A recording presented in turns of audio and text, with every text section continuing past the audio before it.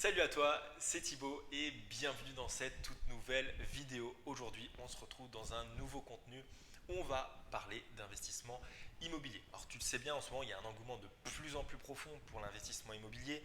On en parle partout, à la télé, sur les réseaux sociaux, sur Internet. Il y a énormément de sociétés qui te proposent effectivement des solutions clés en main pour investir dans l'immobilier. Tu le sais bien aussi, il y a des taux d'intérêt qui sont très très bas, donc on pousse un petit peu aussi à la consommation parce que ça nous coûte bien pratiquement rien d'investir dans l'immobilier. Et on sait bien avec les banques, elles ont ouvert les vannes pendant un certain nombre d'années, donc là elles resserrent on va dire un petit peu les vannes. Mais en tout cas aujourd'hui, voilà, on est informé, on est noyé d'informations par rapport à l'investissement immobilier. Et aujourd'hui en fait, je voudrais balayer tous les préjugés, tous les a priori que tu pourrais avoir à ce sujet. Donc aujourd'hui, je vais te donner, on va dire, 10 choses, on va dire, à savoir avant d'investir dans l'immobilier, parce qu'effectivement, peut-être qu'autour de toi, tu as entendu des choses à ce sujet. Peut-être on t'a dit que c'était compliqué de gagner de l'argent avec l'immobilier, que tu allais payer beaucoup d'impôts, que donc du coup tu allais être taxé énormément, que c'est difficile de trouver des bonnes affaires. Bref, l'immobilier d'il y a 20 ou 30 ans, c'est pas le même qu'aujourd'hui. On a accès à l'information de manière hyper importante. Donc c'est pour ça qu'aujourd'hui, je voulais te partager justement ces 10 astuces.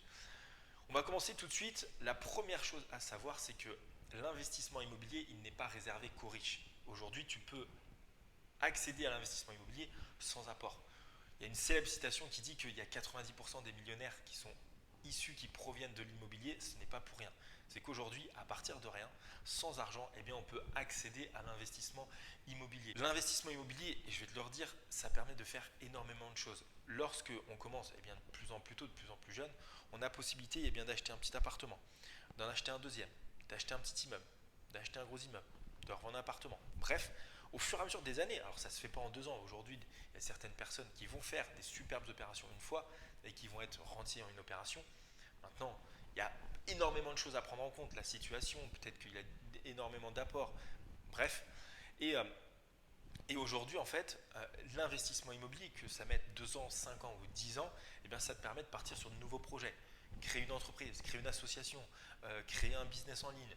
Bref, ça t'ouvre énormément de portes et c'est pour ça qu'aujourd'hui, tu peux enlever cette idée de ta tête, te dire que l'investissement immobilier, il n'est réservé qu'aux riches. Aujourd'hui, il existe énormément d'astuces, énormément de personnes qui pourront témoigner et qui te diront, oui, en fait, effectivement, j'ai investi en immobilier et je n'ai pas mis un centime. C'est fréquent, même si aujourd'hui c'est peut-être de plus en plus difficile, mais en tout cas, avec un bon dossier, en préparant bien ton investissement de A à Z, tu as la possibilité en tout cas de faire une bonne affaire, en tout cas de le faire sans mettre un centime. La deuxième chose que je voulais voir avec toi, c'était d'utiliser le crédit bancaire. Si à l'époque, on pouvait te dire qu'il ne fallait pas utiliser la banque, il fallait rembourser le plus vite possible parce que les taux d'intérêt étaient très élevés. Aujourd'hui, ce n'est plus le cas. On n'est plus du tout dans le même business model.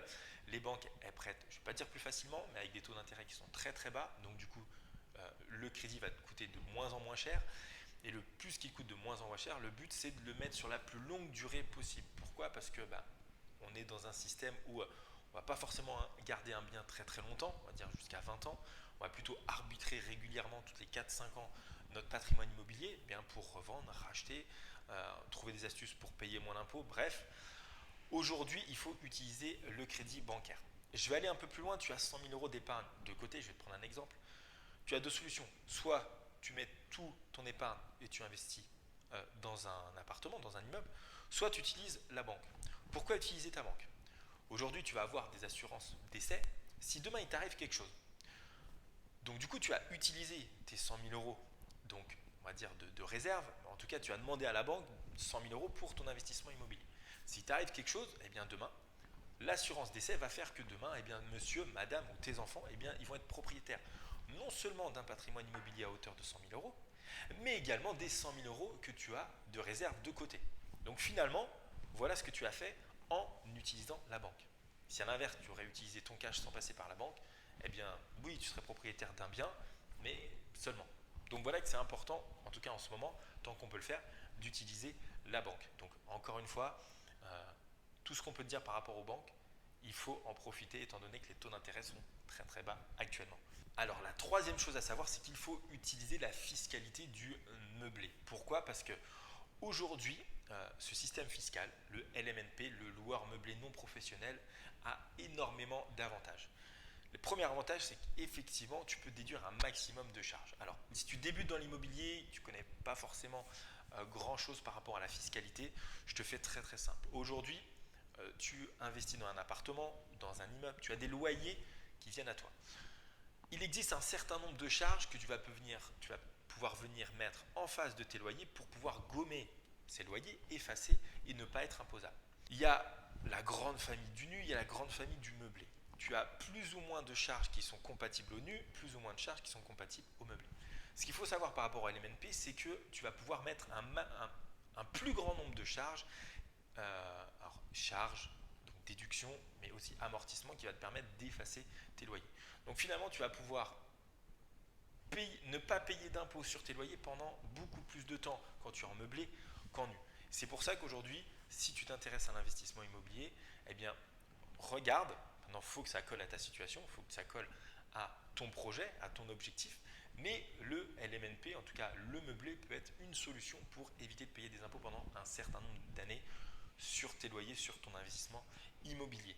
Alors la quatrième chose que je voulais voir avec toi, eh bien, c'était d'éviter tout ce qui est opération de défiscalisation. Aujourd'hui, on est dans un pays où on peut être séduit par ce type d'opération,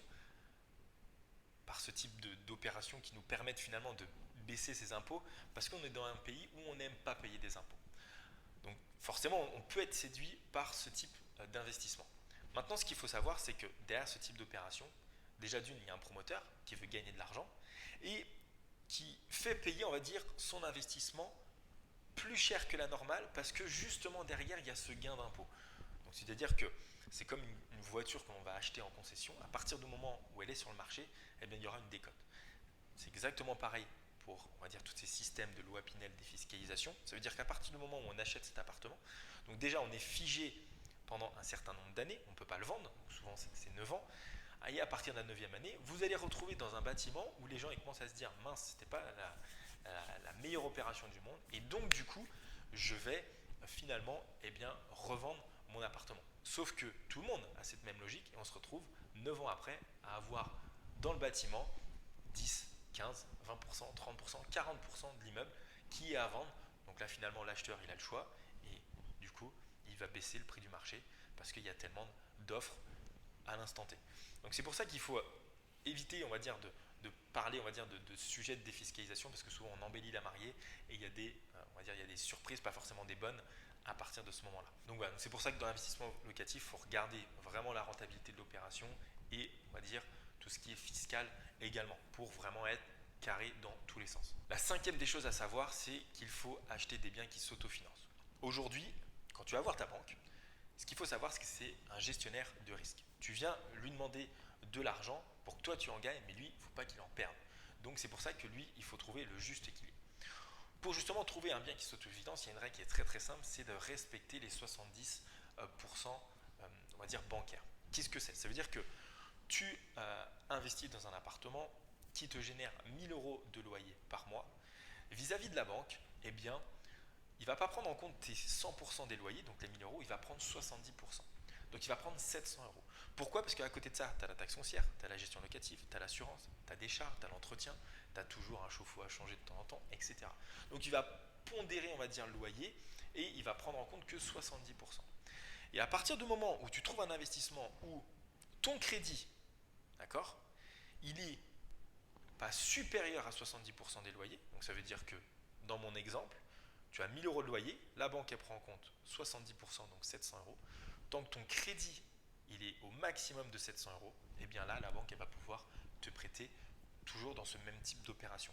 Pourquoi? Parce que 70% des loyers couvrent ton crédit. Donc finalement, plus tu as un crédit, moins tu as un crédit important, plus bien, la banque elle va aimer ce genre d'opération. Mais aujourd'hui, c'est ce qu'il faut respecter. Il ne faut pas que tu arrives à un pourcentage de crédit qui soit supérieur à tes 70% de loyer. Parce que sinon, il y a un moment donné, tu vas être bloqué tout simplement par la banque. Sixième chose qu'il faut savoir, c'est qu'il faut améliorer son dossier bancaire. Alors aujourd'hui, il y a énormément de personnes qui se concentrent plus sur trouver une superbe affaire, trouver une opportunité en or que le dossier bancaire. Aujourd'hui, il faut savoir que c'est 50-50. Aujourd'hui, si on a beau avoir le meilleur bien du monde, si on n'a pas une bonne situation et un bon dossier bancaire, on passera jamais. Donc aujourd'hui, il faut bien se concentrer, même à la limite, dans un premier temps, sur notre situation, notre dossier, notre situation financière, que tout roule, tout soit propre pour qu'on donne confiance aux banques, que ce soit l'inverse et que l'on ait une opération nickel, mais que derrière on ne puisse pas, on va dire, se faire prêter par la banque. Je mets un gros point de vigilance parce qu'on n'en a pas confiance, on n'en a pas conscience, pardon. Et surtout, il y a énormément d'investisseurs qui se disent oui, c'est bon, mais mon opération est tellement rentable qu'on va pouvoir me prêter. Eh bien non, ça ne se fait pas comme ça. Le banquier, c'est un gestionnaire de risque et aujourd'hui, il fait attention à tout. Il est très pointilleux et encore plus sur le dossier bancaire. Donc avant d'investir, prends un maximum de connaissances, étudie ton marché et étudie ta situation personnelle. Fais en sorte que tu sois le plus nickel possible, que tu sois le plus séduisant possible pour la banque, pour que derrière, eh bien, finalement, le banquier dise wow, bah vous pouvez investir, vous avez une situation qui est vraiment top, donc allez-y. Moi, je vous ouvre les vannes, allez-y, vous pouvez emprunter. Et à partir de ce moment-là, là, tu peux te concentrer sur de la recherche de biens. Et là, effectivement, tu peux trouver une affaire en or. Et là, forcément, ce sera que du bonheur, ce sera du pain béni, parce que tu sais très bien que ton banquier, il va te prêter. Donc, faut éviter de prendre les choses dans le désordre et chercher une affaire rentable si derrière tu vas être déçu parce que ton dossier il est pas bien ficelé, il n'est pas bien préparé ou ta situation elle s'y prête pas. Donc voilà, attention, et voilà, c'est des choses qu'il y a à savoir. Attention à ton profil bancaire. Septième chose à savoir, c'est qu'il faut tester la demande locative. Encore une fois, aujourd'hui, il y a trop de personnes qui prennent l'investissement immobilier comme ça, comme si ça se faisait comme ça du jour au lendemain, comme si on pouvait gagner de l'argent très facilement.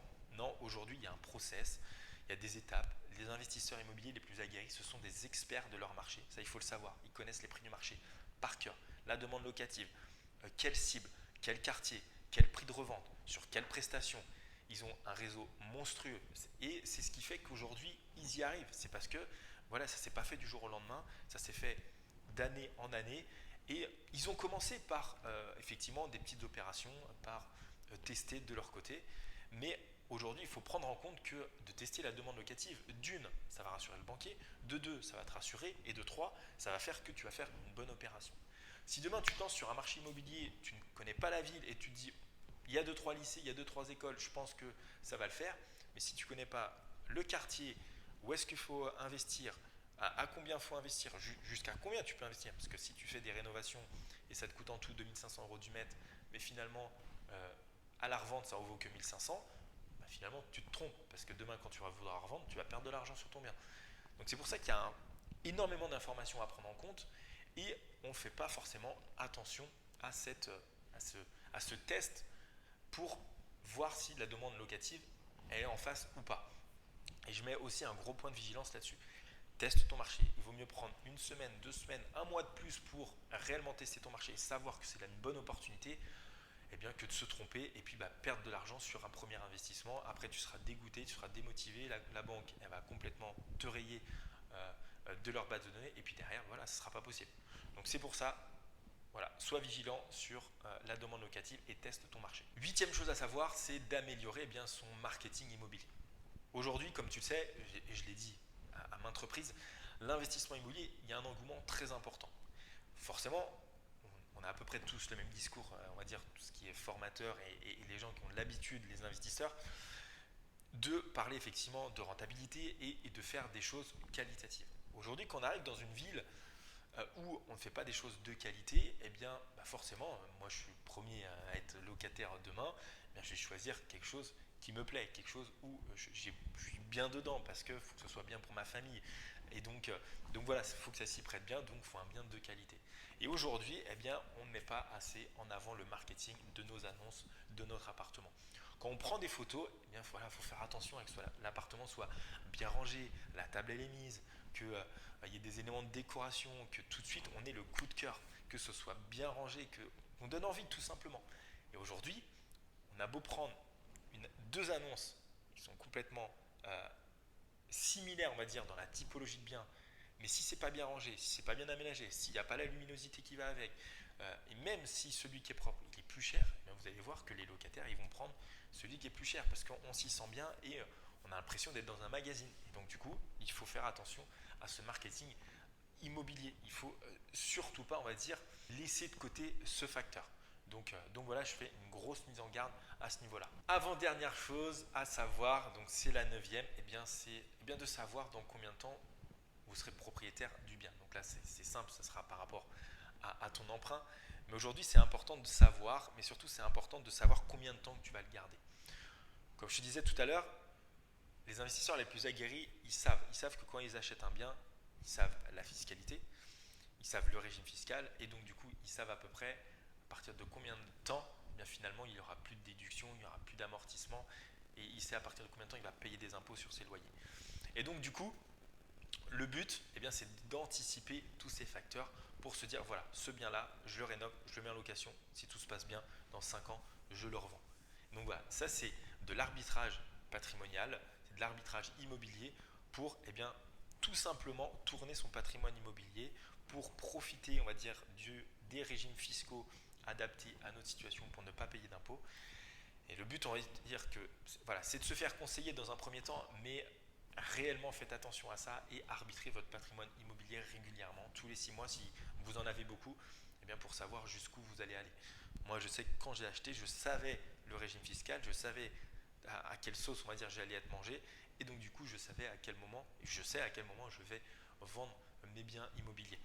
Et le but, c'est que tu dois le savoir avant même d'acheter. Et comme ça, au moins, voilà, tu es souple. Alors oui, à un moment donné, il y a des choses qui peuvent changer. Tu peux peut-être profiter du marché où il y a une opportunité. Mais en tout cas, dans ta ligne de conduite de base, dans le process, tu sais où tu veux aller. Voilà, maintenant, s'il y a des aléas, il y a des choses qui arrivent dans la vie qu'on ne peut pas contrôler.